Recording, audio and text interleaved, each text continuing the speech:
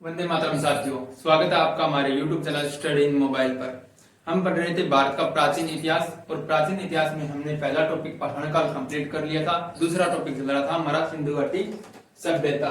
दूसरे टॉपिक में भी हमने सिंधु घाटी सभ्यता के बारे में बहुत सी जानकारी प्राप्त कर ली थी। जैसे सिंधु घाटी सभ्यता का नाम सिंधु घाटी सभ्यता क्यों पड़ा, इसकी जानकारी किसने दी, चार्ल्स मेसन ने। इसका नामकरण किसने किया, जॉन मार्शल ने। और इसकी सर्वप्रथम खुदाई किसने की, दयाराम साहनी ने। और आगे बात करें कि इसका कालक्रम कितना था, वो भी हमने देख लिया था। इसमें जो लिपि थी वो लिपि किस आकार की थी, या लिपि को क्या कहते थे, सर्पिलाकार लिपि यानी पृष्ठोपेदन लिपि।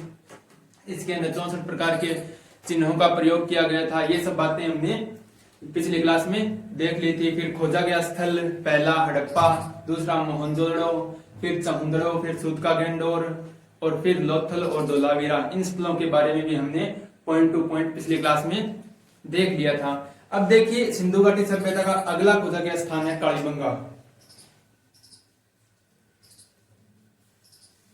कालीबंगा कालीबंगा का शाब्दिक अर्थ होता है काले रंग की चूड़ियां। अगर कालीबंगा के शाब्दिक अर्थ की बात करें तो होता है काले रंग की चूड़ियां।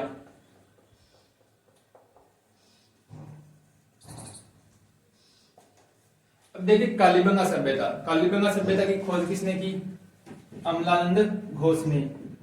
खोजकर्ता थे अमलानंद घोष यानी ए घोष। कब की, 1950-51 ईस्वी में। कहां खोज की, घग्गर नदी के किनारे। घग्गर नदी के किनारे, इसे मर्त नदी भी कहते हैं। घग्गर नदी को मर्त नदी भी कहते हैं। और यह कहां पर है, हनुमानगढ़ राजस्थान। हनुमानगढ़ राजस्थान। देखिए कालीबंगा सभ्यता यानी कालीबंगा का शाब्दिक अर्थ काले रंग की चूड़ियां। खोजकर्ता कौन थे, अमलानंद घोष। कब की, 1950 से 51। कहां की, घग्गर नदी के किनारे। और घग्गर नदी कहां है, राजस्थान के हनुमानगढ़ जिले में। अब बात करते हैं उत्खनन की, कि कालीबंगा का उत्खनन किसने किया। उत्खनन करता कालीबंगा का उत्खनन किया था बीके थापर व बीबी लाल ने। कब, 1967 के आसपास। अब देखिए ये कालीबंगा सभ्यता थी, यह थी नगरीय सभ्यता थी।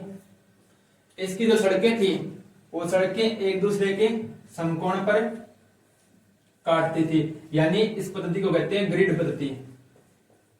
तो सड़कों का निर्माण किया गया था वो क्या किया गया था, ग्रिड पद्धति के आधार पर किया गया था। इस सभ्यता के अंदर जो घर थे उन घरों के दरवाजे मुख्य सड़क पर न खुलकर पीछे की गली में खुलते थे।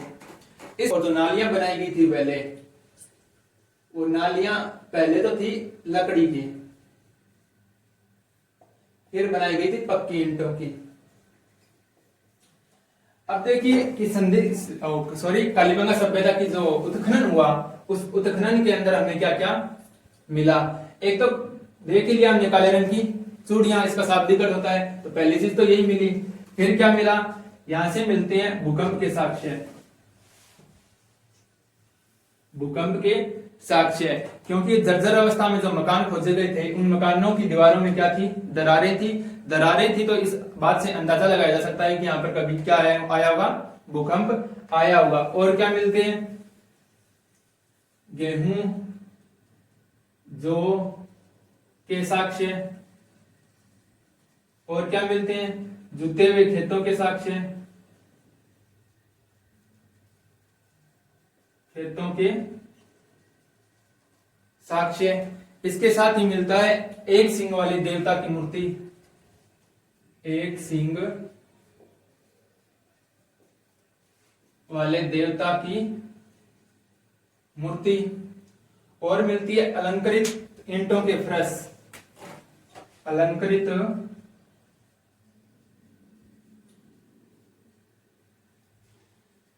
ईंटों, अलंकृत या सजावटी, सजावटी ईंटों के फर्श मिलते हैं। और यहां से मिलती है अग्निकुंड, अग्निकुंड या यज्ञ वेदिका, या इसको बोलते हैं हवन कुंड। इससे अंदाजा लगाया जा सकता है कि कालीबंगा सभ्यता के लोग पूजा पाठ में क्या रखते थे, विश्वास रखते थे। अब देखिए इसके अलावा कालीबंगा सभ्यता में क्या मिलता है, ऊंट व घोड़े की अस्थियों के साक्ष्य,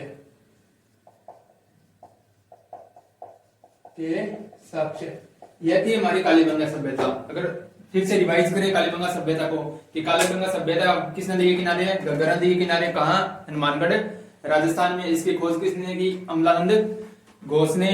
और इसका उत्खनन कार्य किसने किया, बीके थापर और बीबी लाल ने। अब बात करें कि खुदाई के समय क्या क्या मिला, तो देखिए खुदाई के समय मिला अग्निकुंड, यज्ञ वेदिका या हवन कुंड बोल सकते हैं, सजावटी या अलंकृत ईंटों के फर्श मिले थे, और क्या मिला था, एक सिंह वाले देवता के मूर्ति मिली थी, और ऊंट व घोड़े के साक्ष्य मिले थे, भूकंप के साक्ष्य मिले थे, जौ व गेहूं के साक्ष्य मिले थे, और जुते हुए खेतों के साक्ष्य मिले थे। अब चलते सिंधु घाटी सभ्यता के अगले स्थल पर। अगला हमारा स्थान है रोपड़। रोकड़ कहां पर, पंजाब। तो इसकी खोज कहां हुई, पंजाब में। किस नदी के किनारे, सतलज नदी के किनारे, नदी के किनारे। देखिए स्वतंत्रता प्राप्ति या आजाद भारत में खोजा गया पहला स्थान सिंधु घाटी सभ्यता का कौन सा है, रोपड़। अगर बात करें रोपड़ की, तो इसकी खोज किसने की, खोज की बीबी लाल ने। और उत्खनन किसने किया, उत्खनन किया यज्ञदत्त शर्मा ने।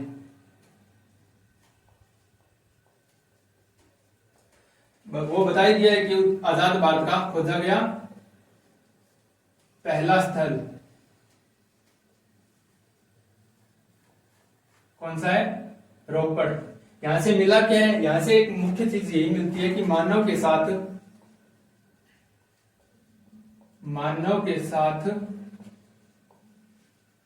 कुत्ते के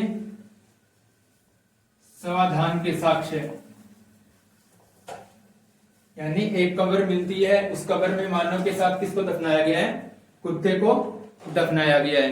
देखिए रोपड़ कहाँ है, पंजाब में। किस नदी के किनारे, सतलज नदी के किनारे। इसकी खोज किसने की, बीबी लाल ने। उत्खनन किसने किया, यज्ञदत्त शर्मा ने। और आजाद भारत में खोजा गया पहला स्थल है। और मानव के साथ कुत्ते के दफनाने के क्या मिलते हैं, साक्ष्य मिलते हैं। अगला हमारा स्थान है दायमाबाद। दायमाबाद कहां स्थित है, महाराष्ट्र। मैंने जैसे बताया था कि सिंधु घाटी सभ्यता के जो स्थान खोजे गए, जो नगर खोजे गए, वो सारे नगर क्या है, किसी न किसी नदी के किनारे स्थित है। तो यह किस नदी के किनारे है, परवरा नदी के किनारे। और ये परवरा क्या है, गोदावरी नदी की सहायक नदी है। अब देखिए दायमाबाद, जब हमने सिंधु घाटी सभ्यता की शुरुआत की थी, तब हमने देखा था कि सिंधु घाटी सभ्यता का उत्तरतम कोना, दक्षिणतम कोना, पूर्वी कोना और पश्चिमी नगर कौन सा है। तो वहां हमने पढ़ा था दायमाबाद क्या है, सिंधु घाटी सभ्यता का दक्षिणतम नगर खोजा गया, दक्षिणतम नगर है। अब बात करें उत्खनन की, कि उत्खनन के करने के बाद यहां से क्या मिला। तो देखिए एक तो कांस्य का रथ, हाथी की मूर्ति, सांड की मूर्ति और गेंडे की मूर्ति। उत्खनन में ये चार चीजें मिली, कांस्य का रथ, हाथी की मूर्ति, सांड की मूर्ति और गेंडे की मूर्ति। दोबारा देखिए दायमाबाद कहाँ है, महाराष्ट्र में। किस नदी के किनारे, परवरा नदी के किनारे। परवरा किसकी नदी, सहायक नदी है, गोदावरी की। और ये दायमाबाद है वो सिंधु घाटी सभ्यता का दक्षिणतम नगर है। और यहाँ से मिले क्या है, चार चीजें याद रखना, रथ, हाथी, सांड और गेंडा। और ये मूर्तियां किसकी थी, कांस्य की थी। हमारा अगला स्थान है राखीगढ़ी। राखीगढ़ी कहा, हिसार। और हिसार कहाँ है, हरियाणा में। अब बात करें उत्खनन की, राखी गढ़ी का उत्खनन किसने किया? उत्खनन कर्ता अमेंद्रनाथ, अमेंद्रनाथ। खोज कब की गई थी? 1963 ईस्वी में। और उत्खनन किस में, यहां से क्या मिला है? यहां से मिली है मातर देवी की, या मातर देवी अंकित लघु मुद्रा, लघु मुद्रा। यहां से 9 एक जैसे टिल्ले मिले हैं, 9 एक समान टिल्ले, जिनका नामकरण RGR 1 2 3 4 इस प्रकार 9 तक किया गया है। और इन्हीं टिल्लों में RGR 5 सबसे ज्यादा आबादी वाला था, या सबसे घनी आबादी वाला था, घनी आबादी वाला था। देखिए राखी गढ़ी कहां? हिसार हरियाणा में। उत्खननकर्ता कौन थे? अमेंद्रनाथ। खोज कब की गई? 1963 में। और उत्खनन किसमें मिला? क्या? मातर देवी अंकित एक लघु मुद्रा और 9 एक समान टिल्ले, जिनका नाम RGR 1 2 3 4 5 इस तरह से 9 तक रखा गया। और RGR 5 जो टिल्ला था वो सबसे ज्यादा आबादी वाला टिल्ला था। देखिए ये तो थे सिंधु घाटी सभ्यता के खोजे गए स्थल। अब बात करते हैं सिंधु घाटी सभ्यता के लोगों का सामाजिक जीवन, आर्थिक जीवन और धार्मिक जीवन किस प्रकार रहा होगा। तो देखिए सामाजिक जीवन, सामाजिक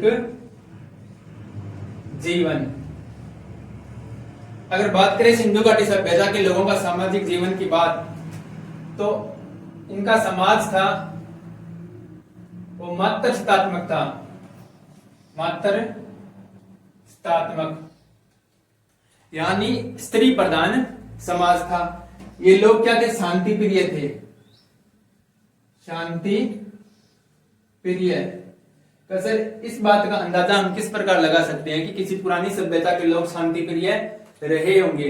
देखिए सिंधु घाटी सभ्यता के जितने भी स्थल खोजे गए हैं उन स्थलों में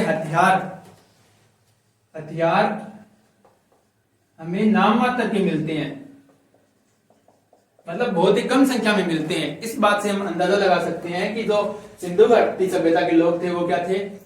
शांति प्रिय थे। इनका मनोरंजन का प्रमुख साधन था आखेट, आखेट यानी शिकार करना। आखेट के अलावा क्या थे? पक्षियों की लड़ाई या जानवरों की लड़ाई आपस में। और क्या था? खेलकूद था, चेस टाइप का एक खेल था, वो भी इनका मनोरंजन का प्रमुख साधन था। खेलकूद के साक्ष्य हमें स्टेडियम के साक्ष्य मिले थे, धोलावीरा से स्टेडियम के साक्ष्य मिले थे, जिससे हम अंदाजा लगा सकते हैं कि यहाँ पर क्या होता था? खेलकूद भी होता था। अब देखिए बात करते हैं अंतिम संस्कार की, कि सिंधु घाटी सभ्यता के लोगों का अंतिम संस्कार किस प्रकार करते थे। तो अंतिम संस्कार होता है 3 प्रकार से। पहला पूर्ण समाधान, पूर्ण समाधान। दूसरा आंशिक समाधान। और तीसरा दाह संस्कार, दाह संस्कार। देखिए पूर्ण समाधान की बात करें तो किसी कोई मनुष्य मर गया, कोई इंसान मर गया तो उसको दफना देना। देखते हैं कब्रिस्तान मिलते हैं, कब्रिस्तान के साक्ष्य हमें हर जगह से मिलते हैं, तो इसका मतलब ये पूर्ण समाधान है। अब आंशिक समाधान की बात करें तो यह किस प्रकार होता था। तो देखिए आंशिक समाधान में कोई इंसान मर गया, मरने के बाद उसे जंगलों में छोड़ देते हैं जानवरों के लिए। जानवर उसे खाने के बाद जो भी कुछ बचता है उसे क्या कर देते हैं? दफना देते हैं। इसको क्या बोलते हैं? आंशिक समाधान। और तीसरा है दाह संस्कार। तो सर दाह संस्कार क्यों होता था, इसके साक्ष्य हमें कैसे मिलते हैं। तो देखिए हमने मोहनजोदड़ो पढ़ा था, तो मोहनजोदड़ो में हमने देखा कि वहां पर कब्रिस्तान नहीं मिला, कब्रिस्तान के हमारे पास कोई साक्ष्य नहीं है। कब्रिस्तान के साक्ष्य नहीं है तो वहां के लोग क्या करते होंगे? दाह संस्कार करते होंगे। यह तो था सिंधु घाटी सभ्यता के लोगों का सामाजिक जीवन। अब बात करते हैं सिंधु घाटी सभ्यता के लोगों के धार्मिक जीवन के बारे में कि उनका धार्मिक जीवन किस प्रकार रहा होगा। देखिए, सिंधु घाटी सभ्यता के लोग थे वो क्या थे? रूढ़िवादी थे। रूढ़िवादी थे। यहां से हमें क्या मिलता है? देखिए, नाग पूजा के साक्ष्य मिलते हैं। नाग पूजा के साक्ष्य मिलते हैं, तो इससे पूजा पाठ या कर्मकांड में वो क्या रखते थे? विश्वास रखते थे। और पूजा किसकी करते थे? पीपल के वृक्ष की। और किसकी पूजा होती थी? एक कुबड़दार वृषभ, इसकी पूजा करते थे। और मातर देवी की पूजा होती थी। अब देखिए, सिंधु घाटी सभ्यता में जो मूर्तियां मिली है, उन मूर्तियों के कंधों पर, घुटनों पर छोटे छोटे द्वीप बने होते हैं। द्वीप बने थे, द्वीपों के नक्शे बने थे। इन द्वीपों के नक्शे युक्त मूर्तियों को मेके ने द्वीप लक्ष्मी का नाम दिया। द्वीप लक्ष्मी का, कि ये यहाँ की क्या होगी? कोई देवी होती होगी। अब देखिए कि और क्या था कि रूढ़िवादिता आई सिंधु घाटी सभ्यता के लोगों में। रूढ़िवादिता आई, तो रूढ़िवादिता आने के कारण क्या हुआ था? जो पुरोहित वर्ग था, पुरोहित वर्ग का क्या हो गया था? अवागमन हो गया था। आगमन हो गया था, मतलब पुरोहित वर्ग की क्या हुई थी? उत्पत्ति हो गई थी। हालांकि ये पुरोहित वर्ग की उत्पत्ति सिंधु घाटी सभ्यता के अंतिम समय में होती है। ये था सिंधु घाटी सभ्यता के लोगों का धार्मिक जीवन। अब देखते हैं सिंधु घाटी सभ्यता का आर्थिक जीवन। आर्थिक जीवन या अर्थव्यवस्था किस प्रकार की थी? देखिए, सिंधु घाटी सभ्यता के लोग किस पर आधारित थे? इनकी आर्थिक व्यवस्था या अर्थव्यवस्था किस पर आधारित थी? कृषि पर। क्योंकि हमें जहां भी साक्ष्य मिलते हैं, जौ, गेहूं, इन सब के साक्ष्य मिलते हैं, तो हम कह सकते हैं कि इनकी अर्थव्यवस्था किस पर आधारित थी? कृषि आधारित थी। सिंधु घाटी सभ्यता के लोग फसल को 9 प्रकार से बोना जानते थे, या 9 प्रकार की फसलों को बोना जानते थे। और यहाँ व्यापार होता था, वो व्यापार भी क्या था? कृषि आधारित व्यापार था। व्यापार था, क्योंकि देखिए, कृषि करते थे, खेती करते थे, जौ, गेहूं, जिसकी भी खेती करते थे वो बल्क में करते थे। अपन इनको यूज तो होती थी 10 कुंटल की, मान लो, और ये खेती करते थे 100 कुंटल की, तो बाकी 90 कुंटल का क्या करें? तो ये क्या करते थे? बेचते थे। और जो व्यापार था, वो व्यापार किस पर आधारित था? हमें मुद्राओं के साक्ष्य कहीं नहीं मिले हैं सिंधु घाटी सभ्यता में। किसी भी स्थान से कोई मुद्रा का साक्ष्य नहीं मिला है। तो व्यापार क्या हो सकता है? अंदाजा लगाएं तो वस्तु विनिमय आधारित, मतलब एक वस्तु दी, दूसरी वस्तु ली। किसी को गेहूं दे दिया, जौ ले ली, किसी को जौ दे दिया, गेहूं ले लिया, और अन्य उपयोगी चीजें ले ली। तो व्यापार क्या था? वस्तु आधारित था।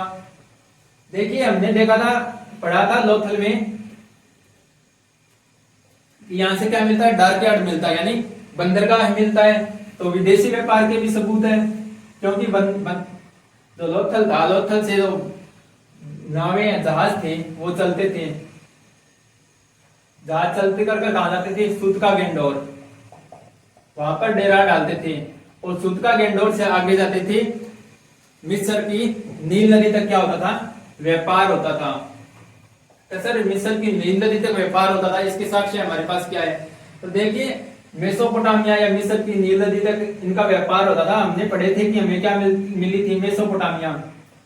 मेसोपोटामिया की मुहर मिली थी। इससे हम अंदाजा लगा सकते हैं कि यह विदेशी व्यापार भी यहाँ होता था।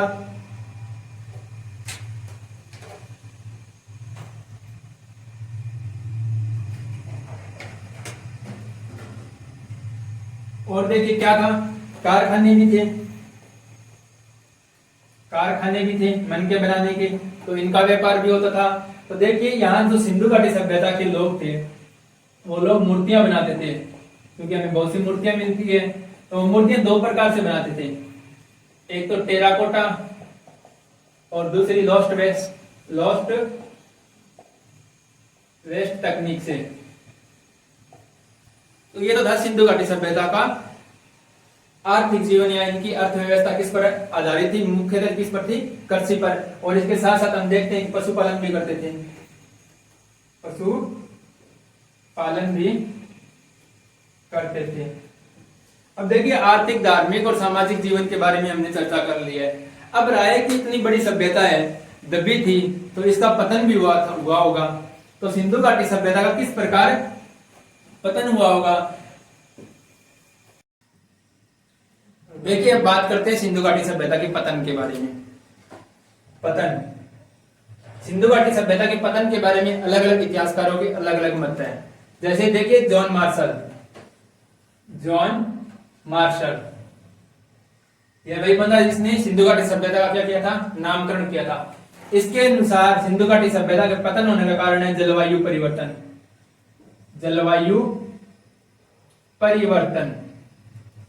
इसके बाद व्हीलर ने कहा कि इस सभ्यता पर क्या हुआ, आर्यों का आक्रमण हुआ, जिसके कारण यह सभ्यता क्या हो गई, समाप्त हो गई।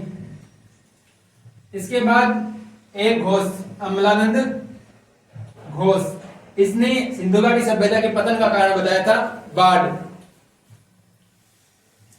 इसके बाद आते हैं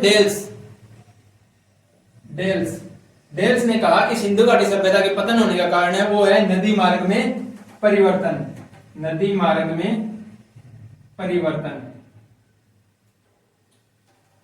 अब देखिए जब सिंधु घाटी सभ्यता की हमने शुरुआत की थी तब हमने पढ़ा था कि सिंधु घाटी सभ्यता का क्षेत्रफल है 13 लाख वर्ग किलोमीटर। अब सोचकर देखिए कि 13 लाख वर्ग किलोमीटर में कोई सभ्यता फैली हुई है। इतने बड़े क्षेत्र में एक साथ जलवायु परिवर्तन हो सकता है क्या? नहीं, मुमकिन नहीं है। और न ही ये मुमकिन है कि आर्यों ने इतने बड़े क्षेत्र पर एक साथ आक्रमण किया और सबका विनाश कर दिया, ये भी नहीं हो सकता। न ही इतने बड़े क्षेत्र पर एक साथ क्या आ सकती, बाढ़ आ सकती। और न ही इतनी सारी नदियों, हमने पढ़ा कि सिंधु घाटी सभ्यता का हर एक नदी के किनारे स्थित है, किसी न किसी नदी के किनारे। तो क्या उन सभी नदियों का मार्ग एक साथ परिवर्तन हो गया? नहीं हुआ, ऐसा नहीं हुआ। तो हम निष्कर्ष निकालते हैं कि कोई क्षेत्र होगा जहां पर क्या हुआ, जलवायु परिवर्तन हो गया। कोई दूसरा क्षेत्र होगा वहां आर्यों ने आक्रमण करके उस क्षेत्र का क्या कर दिया, विनाश कर दिया। कोई तीसरे क्षेत्र पर बाढ़ आ गई, इसके कारण उसका विनाश हो गया। और कोई एक या दो नदी हुई होगी जिसका क्या हो गया, नदी का मार्ग परिवर्तन हो गया, जिसके कारण क्या हो गया, सिंधु घाटी सभ्यता के एक दो नगरों का पतन हो गया। इस प्रकार सिंधु घाटी सभ्यता का क्या होता है, पतन होता है। ये थे हमारे सिंधु घाटी सभ्यता का कंप्लीट टॉपिक। अब देखिए सबसे पहले हमने पढ़ा पाषाण काल, उसके बाद सिंधु घाटी सभ्यता जो आज हमने कंप्लीट कर ली है। इन दोनों के नोट्स आपको पीडीएफ वाइज हमारे एप्लीकेशन स्टडी इन मोबाइल पर मिल जाएंगी और हमारी एप्लीकेशन आपको प्ले स्टोर पर आसानी से अवेलेबल है। इस नोट्स के साथ साथ आपको एप्लीकेशन पर क्या मिलेगा, देखिए प्रैक्टिस के लिए आपको टेस्ट सीरीज मिलेगी और जो ये वीडियो यूट्यूब पर है वो वहां पर आपको अपलोडेड मिलेंगे। और अन्य जानकारी के लिए आप हमारे Telegram group study in mobile को ज्वाइन कीजिए। वहां पर आपको पता चलेगा कि हम आगे कौन सा कोर्स लॉन्च कर रहे हैं और आज का क्या शेड्यूल रहेगा। जय हिंद।